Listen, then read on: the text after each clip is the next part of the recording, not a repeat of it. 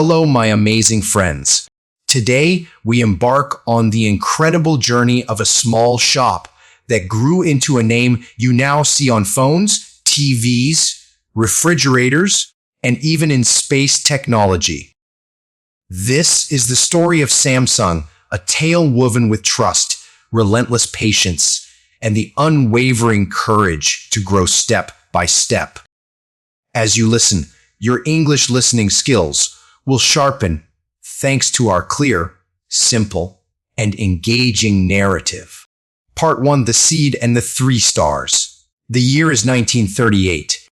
On a bustling street in Daegu, Korea, a young man named Lee Byung-chul opens a tiny shop. He sells dried fish, noodles, rice, and a few other basic goods. The shop is small, but the dream within his mind is immense. Above the door, a wooden sign proudly declares Samsung, a Korean word meaning 3 stars. To Lee, these 3 stars symbolize something big, bright, and lasting.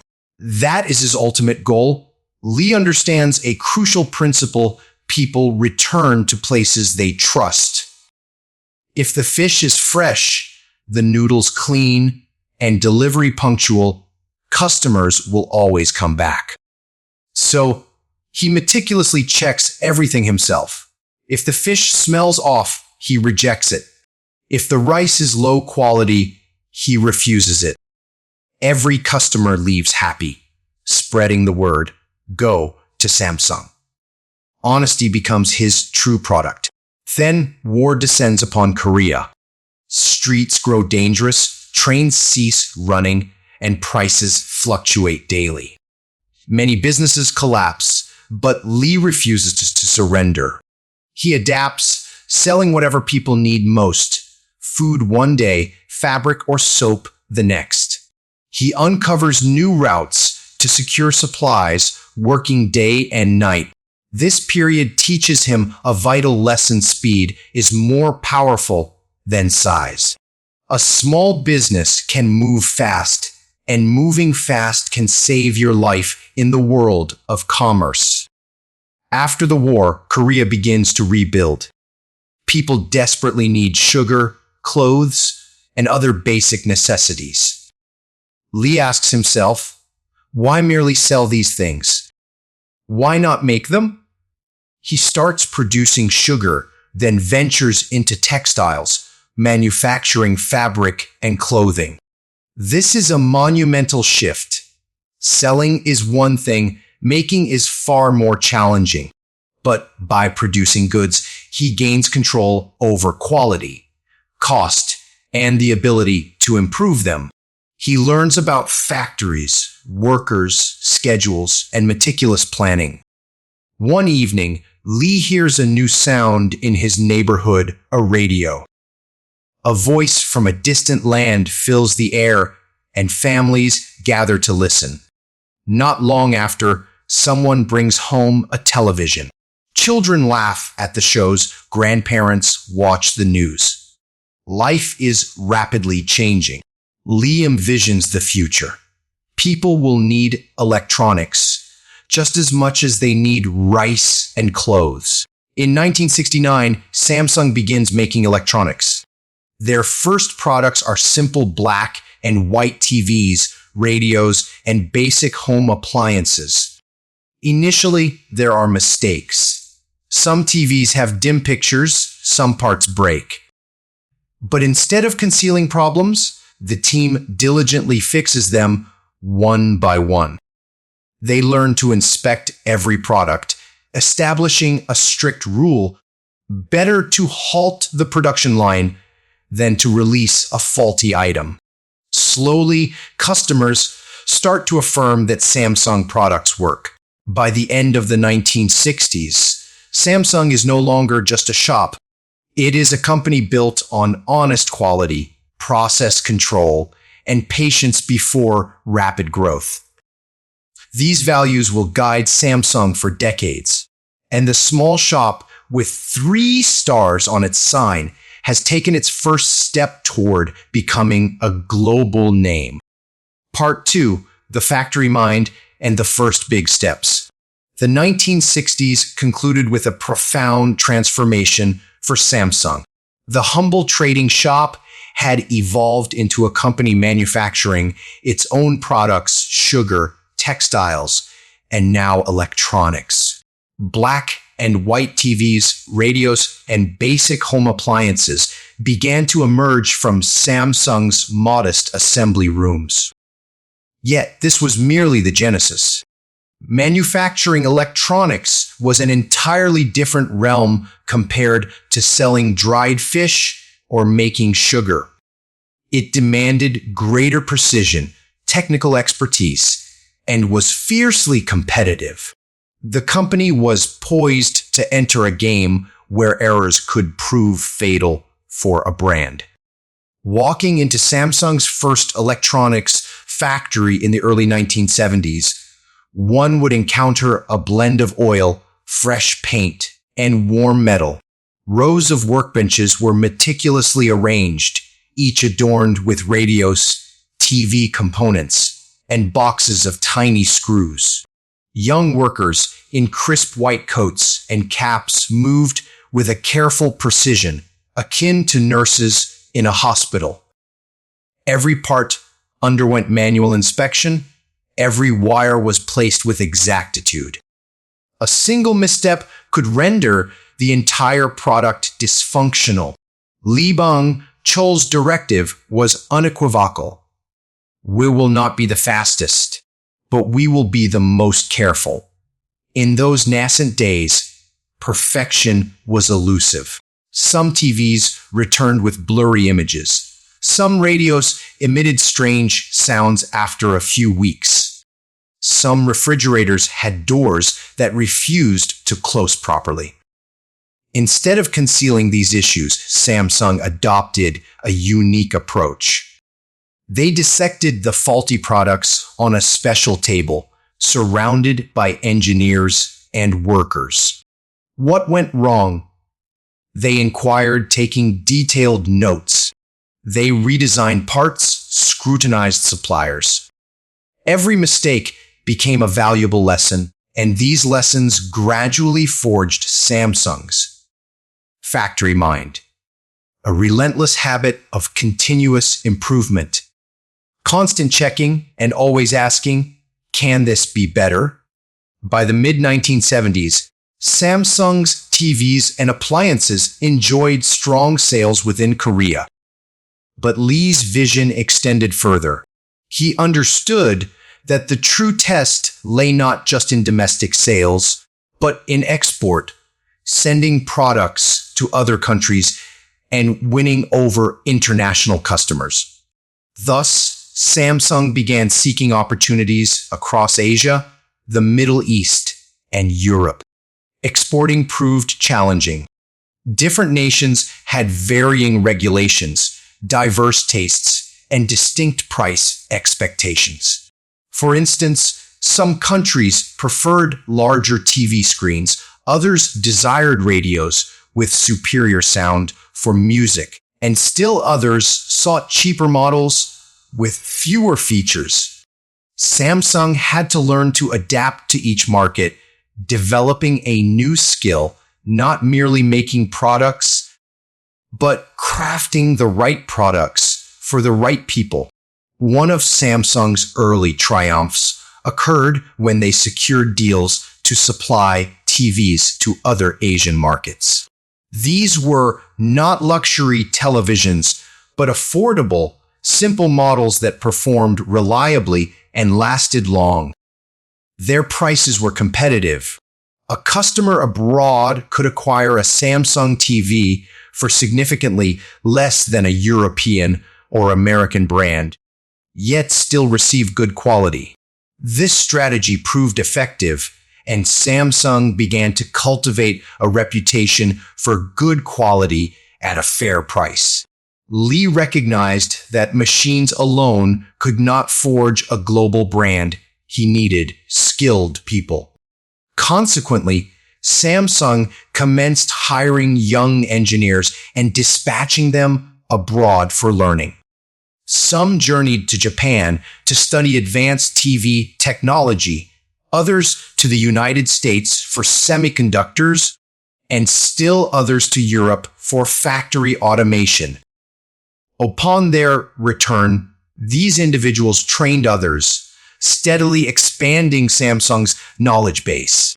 They were no longer merely replicating ideas. They were beginning to design and enhance their own. In the late 1970s and early 1980s, Samsung diversified beyond TVs and radios, venturing into washing machines, refrigerators, air conditioners, and microwaves. Each product line presented its own challenges. For example, building a refrigerator entailed more than just cooling food. It involved maintaining stable temperatures, ensuring energy efficiency, and guaranteeing years of reliable operation. Samsung rigorously tested each product under diverse conditions: hot weather, cold weather, dusty air, humid air. Only if it performed flawlessly in all these environments was it released. By the early 1980s, Samsung transcended its identity as merely a Korean company slowly emerging as a global player. Yet, Lee understood a crucial truth: to achieve true global stature, they had to master technology, not just assembly. This meant entering the world of semiconductors, the minuscule chips that power all electronics. Most people at the time considered this endeavor insane. Chip manufacturing was exorbitantly expensive, fraught with risk, and dominated by formidable Japanese and American corporations. But Lee believed that without controlling the very heart of the product, Samsung would forever lag behind. Thus, in 1983, Samsung made its initial foray into semiconductor manufacturing. It represented a colossal investment, costing millions of dollars, and instilled fear in many within the company. Yet, Lee possessed an unshakable vision. If we don't enter this now, we will regret it forever. Workers recall those days as intense but exhilarating. The new chip factories operated almost 24 hours a day. Technicians labored in clean rooms, specialized environments where air was meticulously filtered to prevent any dust from contaminating the delicate chips. They wore full-body suits, gloves, and masks, creating an atmosphere more akin to a science lab than a factory. Every batch of chips underwent repeated testing. Failures were common in the beginning, but gradually the success rate improved. Samsung began producing chips of sufficient quality to sell internationally. By the mid-1980s, Samsung's name started appearing in international tech magazines, not only for TVs and refrigerators, but for their burgeoning prowess in semiconductors. This laid the foundation for everything that would follow: computers, smartphones, and beyond. Samsung had transitioned from being merely a manufacturer to becoming a technology company, and a culture of relentless improvement, discipline, and bold risk-taking was now deeply ingrained in its DNA. By the mid-1980s, Samsung was no longer just a Korean company. They were manufacturing TVs, refrigerators, washing machines, microwaves, and most significantly, semiconductors. The world was beginning to take notice. However, within the company, a significant problem festered. Yes, Samsung's products were selling, and yes, they were expanding. But compared to Japanese brands like Sony, Panasonic, and Sharp, Samsung was still perceived as cheap, not premium.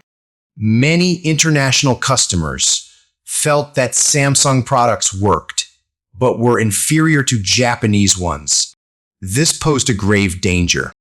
Once a brand is associated with low quality, it becomes exceedingly difficult to alter public perception.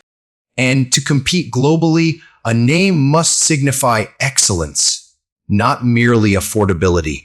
Lee Byung-chul understood this, but in 1987, he passed away. Leadership passed to his son Lee Kun-hee. This man would revolutionize everything. Lee Kun, he was neither boisterous nor ostentatious. He was quiet, acutely observant, and incredibly focused. He believed that Samsung's future hinged on transforming its culture from within. In the early 1990s, he embarked on a global tour to observe how other companies operated. He visited stores in Europe, factories in Japan, and tech hubs in America. What he witnessed profoundly shocked him. In many locations, Samsung products were relegated to the lowest shelves in stores, literally below the eye level of customers. Meanwhile, brands like Sony occupied prime positions, proudly displayed with premium prices. Lee Kun, he knew this could not persist. He had to transform Samsung into a premium global brand. In June 1993, Lee Kun, he summoned his top executives to a hotel in Frankfurt, Germany. They anticipated a brief business meeting. Instead, they endured a 10-day marathon discussion. Lee spoke with intense conviction. Change everything except your wife and children. That became the famous Frankfurt Declaration, the moment Samsung's quality revolution began. He instructed them, stop focusing solely on quantity. Focus on quality above all else. If a product is not the best, do not ship it. We must lead, not follow. This was not mere rhetoric. He backed it with decisive action. Not long after his declaration, Samsung launched a new line of mobile phones, which were selling well in Korea. But Lee discovered an unacceptably high number of defects, battery issues, subpar screens, weak signals. He was furious. He ordered 150,000 defective phones to be ritually burned in front of the employees. This occurred in 1995 at a Samsung factory.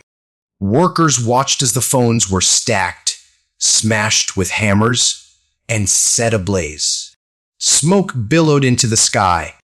Lee stood silently, ensuring everyone understood never again would Samsung tolerate poor quality.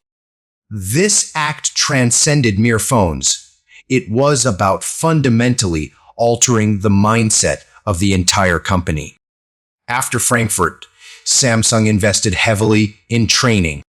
Engineers acquired advanced manufacturing techniques. Designers studied international trends. Factory workers were instructed in stringent quality control methods. Even managers were dispatched abroad to comprehend global markets. This was an expensive undertaking, millions of dollars allocated to education rather than solely production. But Lee knew it would yield immense returns. By the mid-1990s, the changes were manifesting results. Samsung's TVs garnered design awards. Their semiconductors ascended to become among the best in the world. They began marketing premium home appliances that could rival Japanese products in quality. In 1996, Samsung entered the mobile phone market with serious intent. These early phones were rudimentary compared to today's smartphones, large with small screens and physical buttons. But they were reliable and customers began to take notice. Then disaster struck. The Asian financial crisis erupted in 1997. Currencies plummeted, companies declared bankruptcy, and countless individuals lost their jobs. Samsung was severely impacted. Its debt burgeoned, and the company was compelled to rapidly cut costs. Lee Kun, he made painful decisions. He divested non-core businesses, concentrating on electronics, engineering, and chemicals, the areas with the greatest potential.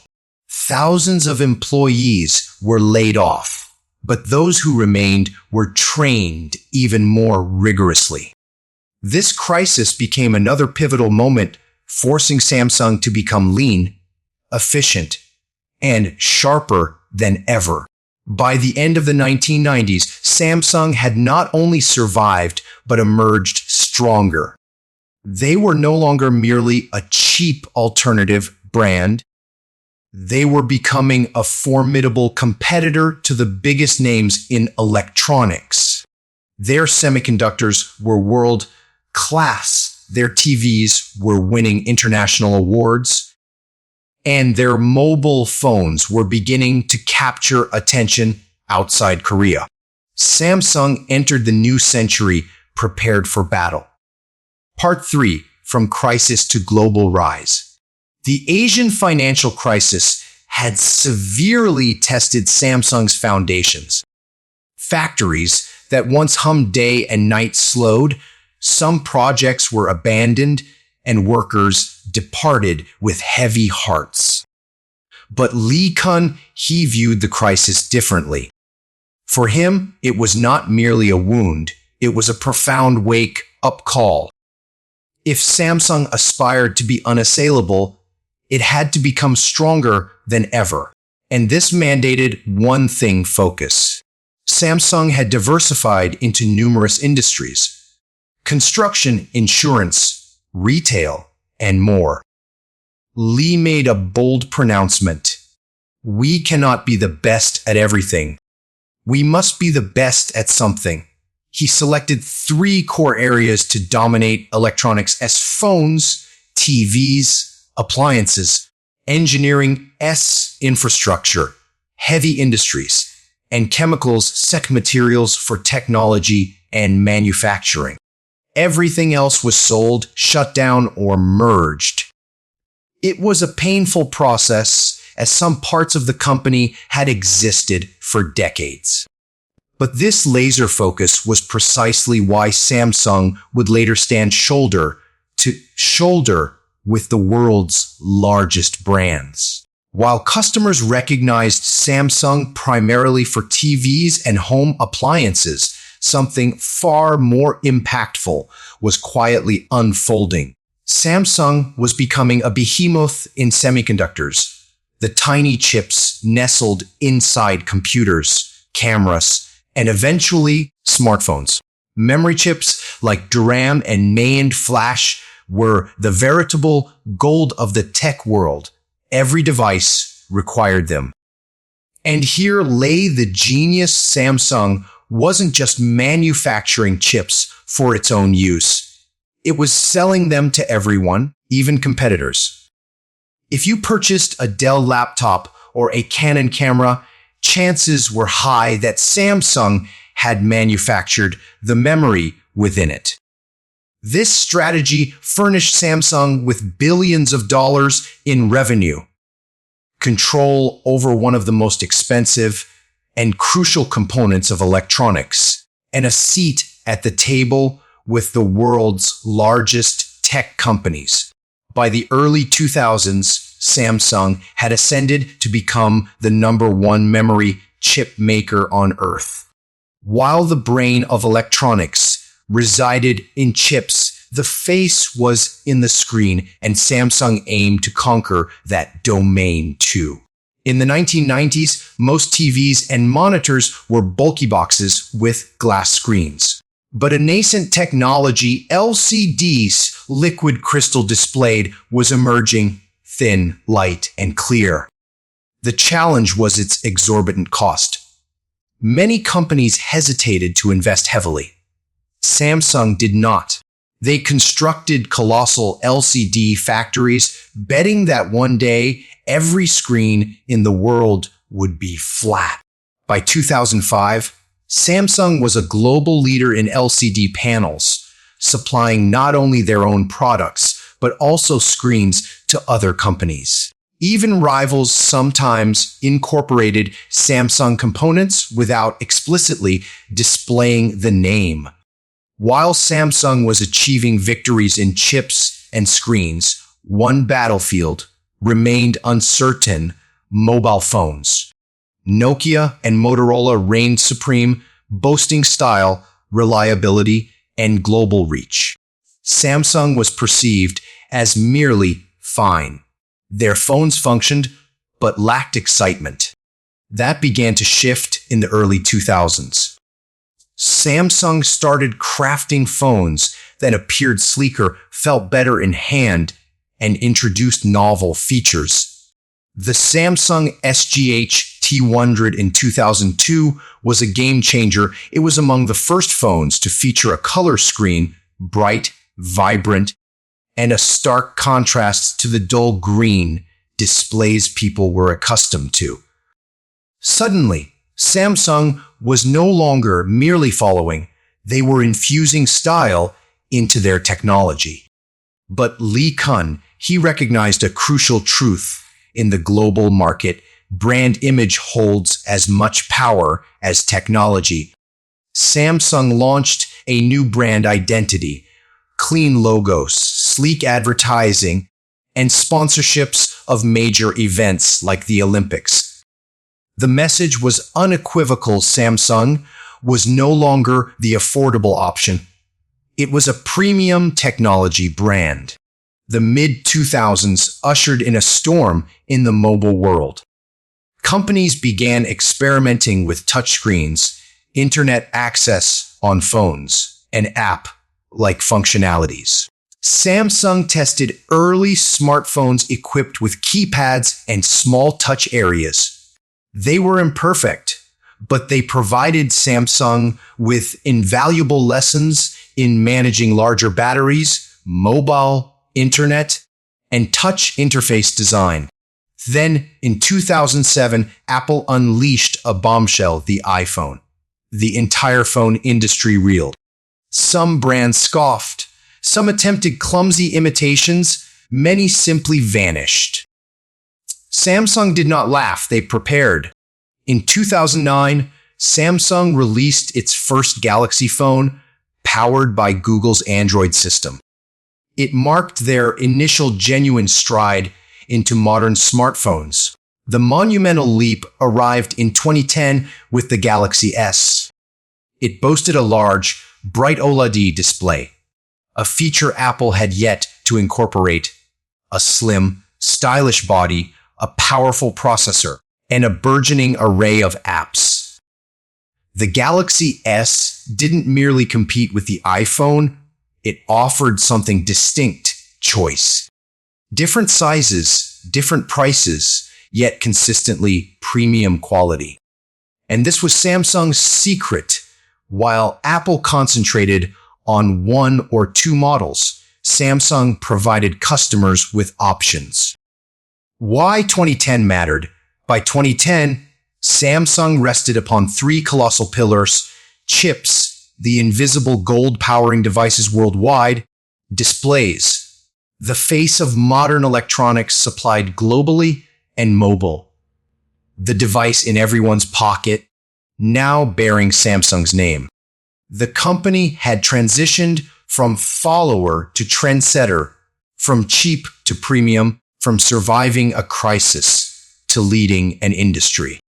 But the real battle was just commencing: lawsuits with Apple, the Note 7 disaster, foldable phones, and a global race to dominate 5G.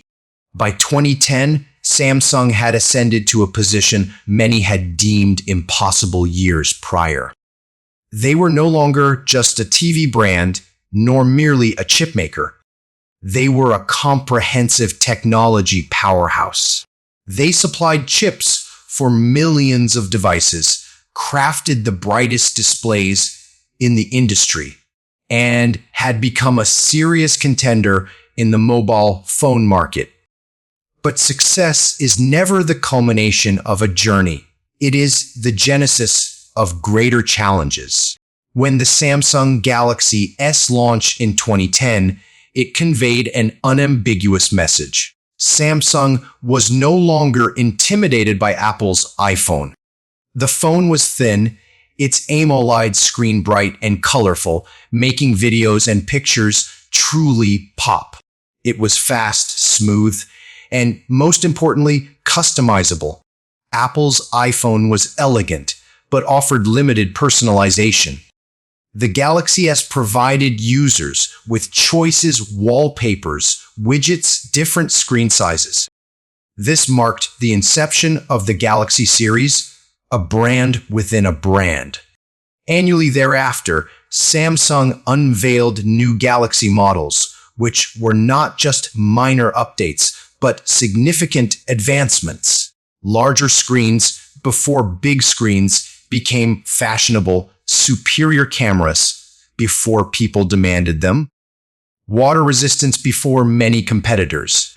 Samsung had learned a crucial lesson from its early electronics days: to win, stay ahead in features, not just match your rivals.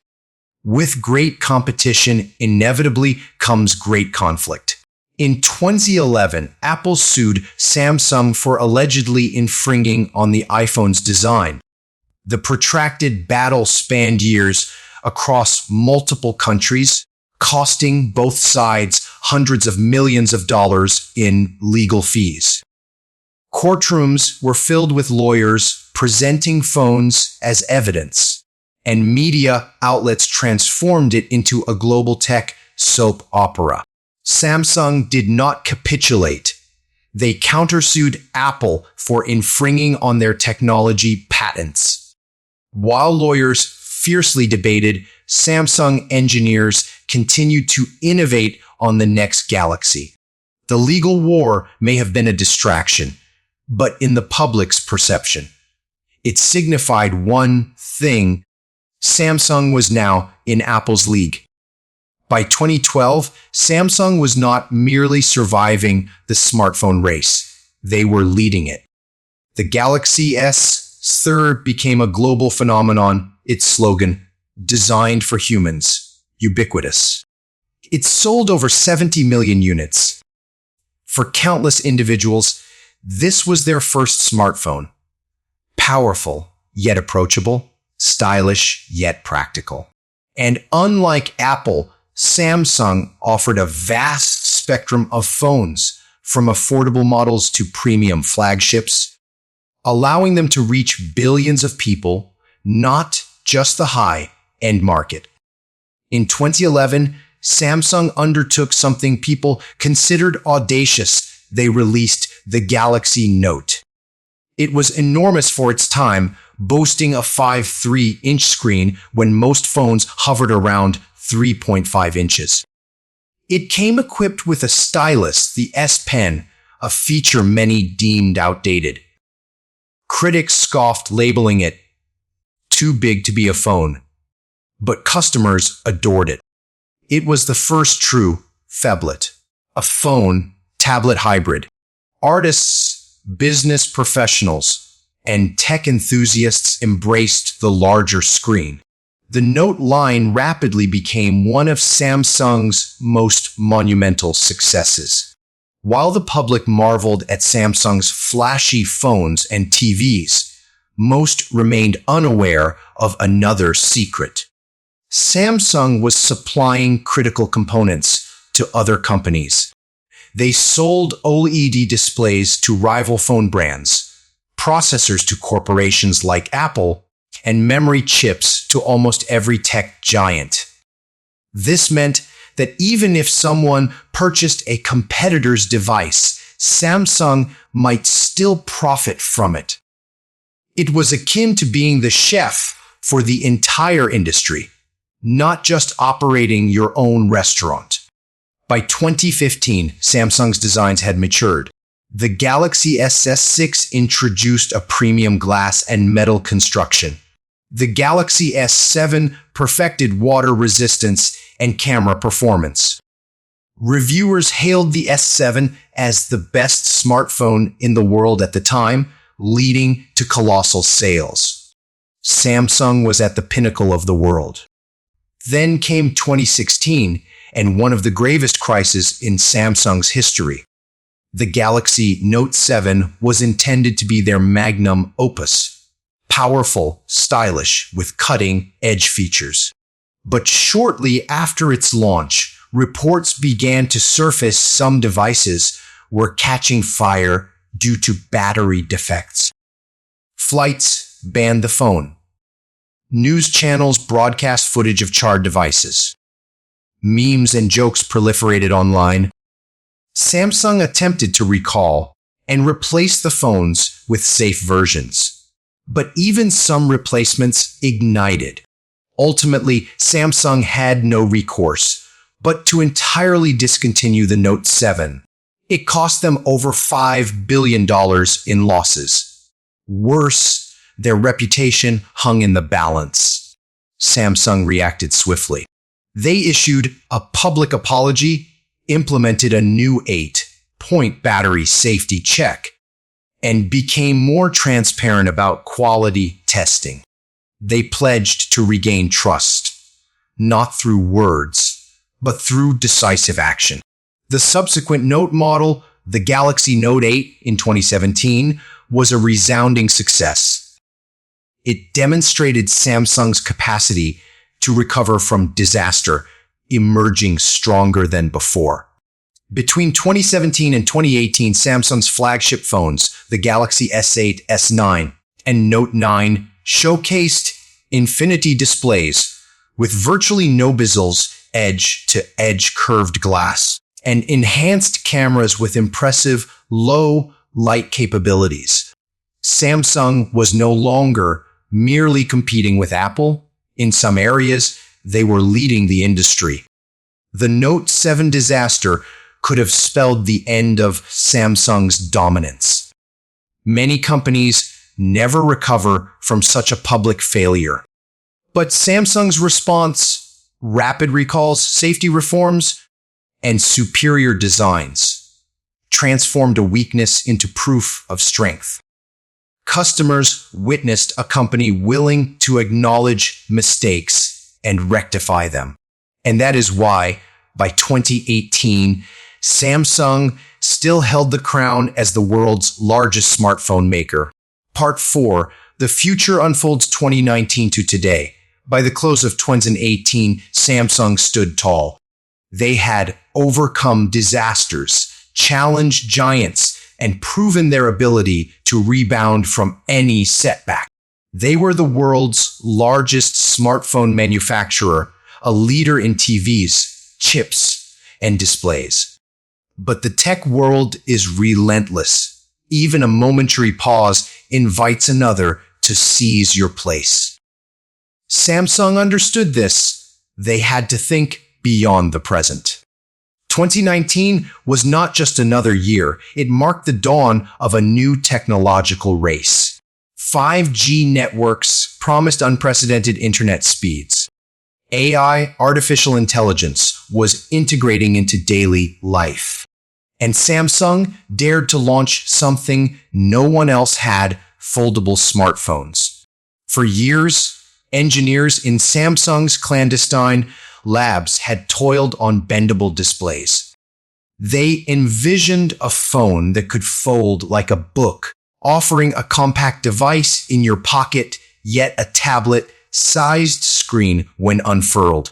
In early 2019, they finally unveiled the Samsung Galaxy Fold. It appeared as if science fiction had materialized. However, a problem emerged. Just prior to launch, reviewers identified issues with the fold screen. Some displays fractured after only a few days of use. It was a nightmare Samsung desperately wished to avoid. Another public embarrassment, just as they were rebuilding trust after the Note 7 crisis. But instead of concealing the issue, Samsung postponed the launch, resolved the problems, and released an enhanced version months later. It was a clear declaration: we will not rush, we will not hide. We will make it right. While perfecting foldables, Samsung was simultaneously surging ahead in 5G technology.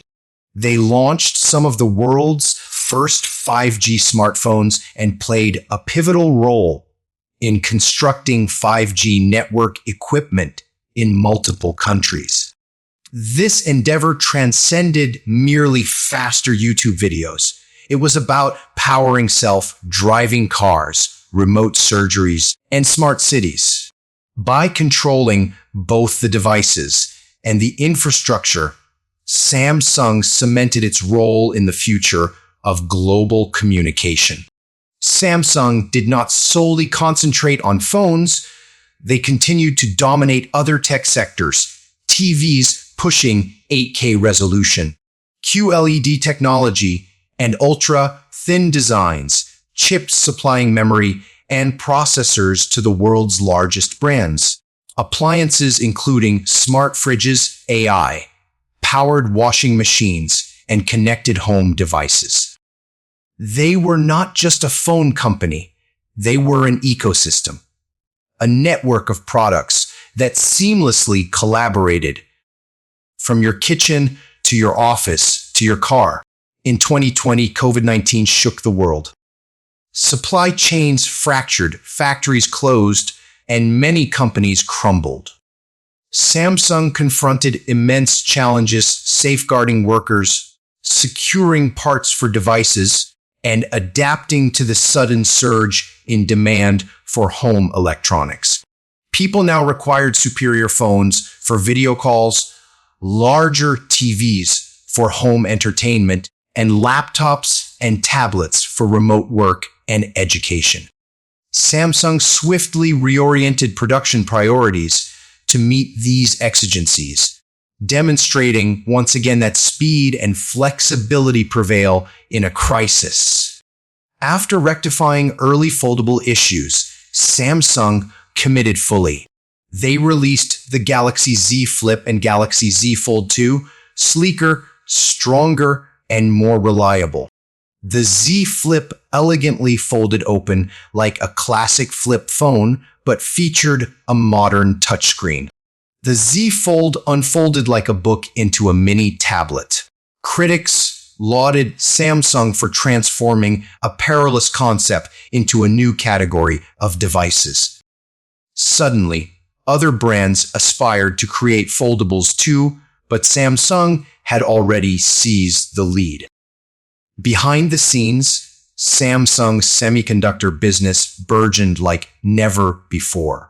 They were no longer solely manufacturing memory chips. They were producing advanced processors that directly competed with industry titans like Intel and TSMC. These chips powered everything from smartphones to the servers underpinning the internet. Even companies vying against Samsung in phones were purchasing chips and screens from Samsung. It was the ultimate strategy. If we don't sell them the device, we'll sell them the parts to make it. The smartphone market had evolved.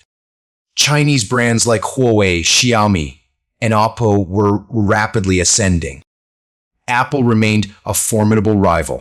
Yet, Samsung maintained its position. Through ceaseless innovation, a broad price spectrum from budget phones to luxury flagships, robust after-sales service, and a pervasive different. They ensured that a Samsung phone could be found in virtually every country on Earth. In recent years, Samsung has also prioritized environmental responsibility. They have reduced plastic packaging, invested in recycling programs, and developed energy-efficient products. They even initiated programs where old phone parts are repurposed to create new devices. This commitment extends beyond planetary preservation. It is about cultivating trust with the next generation of customers who value sustainability. Looking back, Samsung's narrative is a masterclass in resilience. surviving war, financial crisis, and product disasters. It exemplifies adaptability, transitioning from trading dried fish to crafting cutting-edge foldable phones. It showcases vision, investing in chips, screens, and networks before others recognized their value. It underscores quality, from ceremoniously burning defective phones to establishing world-class safety checks. Today, Samsung is not merely a company, it is a global empire. They lead in smartphones, TVs, memory chips, displays, and home appliances. They are in your pocket, in your living room, in your office, and even in your car. Their products touch billions of lives daily, and their journey reveals one profound truth. Greatness emanates from the courage to change and the unwavering will to constantly move forward, irrespective of obstacles. This is where the story of Samsung, for now, reaches the present. But its future is still being written in every innovation, every screen, every chip, and every dream they dare to pursue. And so, my friends, we have reached the conclusion of Samsung's incredible journey. From a small shop selling dried fish in 1938 to a global technology empire impacting billions of lives today, Samsung is valued at over $350 billion and its annual revenue surpasses $200 billion. They are not just a company, they are a symbol of what vision, courage, and resilience can construct. Their story transcends mere business. It is a testament to the human spirit. It is about never surrendering even when the world seems arrayed against you. It is about making mistakes, acknowledging them, and emerging stronger than before. Lessons from Samsung Story 1. Start small, dream big. Your beginnings do not define your limits. 2. Quality is everything. A flawed product can erode trust. A superior one can build an empire. 3. Adapt fast. The world changes daily, only the agile survive. 4. Transform crisis into fuel. Every setback can become your greatest teacher. 5. Lead, don't follow. Be the one setting trends, not merely chasing them. Samsung's journey instructs us that even a small seed planted with meticulous care can blossom into a tree that touches the sky. It demonstrates that true success is not about evading problems, it is about how you confront them. May Samsung continue to innovate, inspire, and enhance lives for people across the globe. God bless them, and may their story inspire all of us to persist in moving forward toward our own dreams.